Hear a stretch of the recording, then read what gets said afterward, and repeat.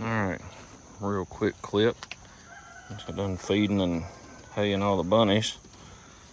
And got some good news. And no, I don't track this stuff religiously like some people do. Got some babies in here.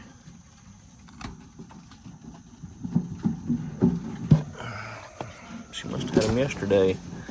And she's just a mix. Go from up around meat camp in North Carolina.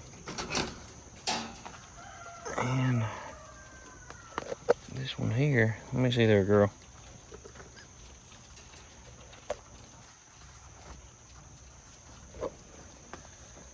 And he's from meat camp too. It's kind of a mixed bag. We got mostly silver foxes. She's from meat camp. And so we try to cross them up. So she's got some just your average rabbit mixed with some silver fox. Growing good. This fella here, destined for the stew pot. He's the first silver fox buck we've had out of this. Good looking fella, got a nice hide on him. Have to keep that outfit. I'd say she is not being cooperative. I'll have to come back and check when she ain't being shy.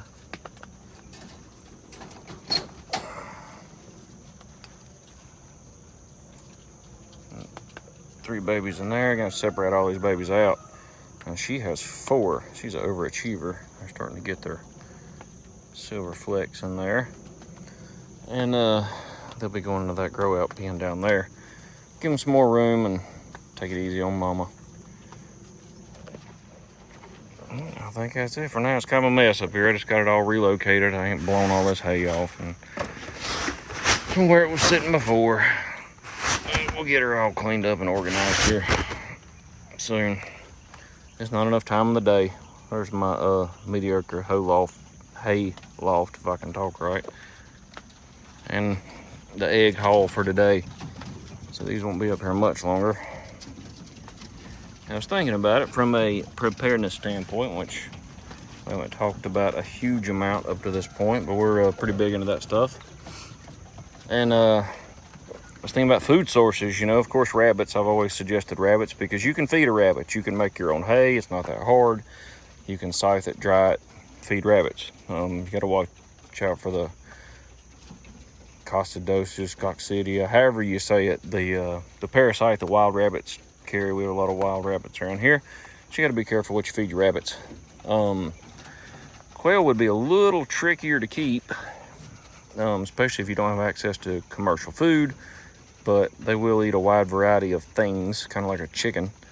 And they lay their butts off. They are egg laying machines. Even when the chicken's laying kind of wanes, the quail steady put out.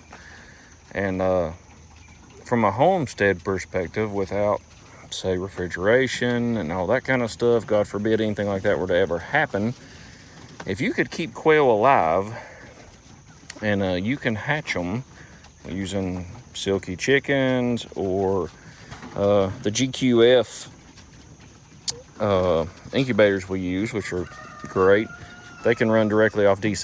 They actually have a transformer that converts them to DC, so you could run them off DC if you wanted and still hatch these and have a pretty steady supply. One advantage is, like, if you were feeding a handful of people every 8 weeks, you could pump out 100 of these birds and butcher them as needed to feed as you go versus have to butcher, say, a whole deer, cow, pig, all that kind of stuff, and deal with a lot of meat all at one time.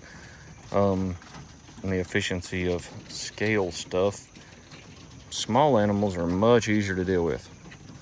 You don't have to worry about long-term meat preservation. You can kind of eat them as you go, if that makes sense. So, might be applicable in that way. I might try some feed options, just kind of play with these and see how it works out.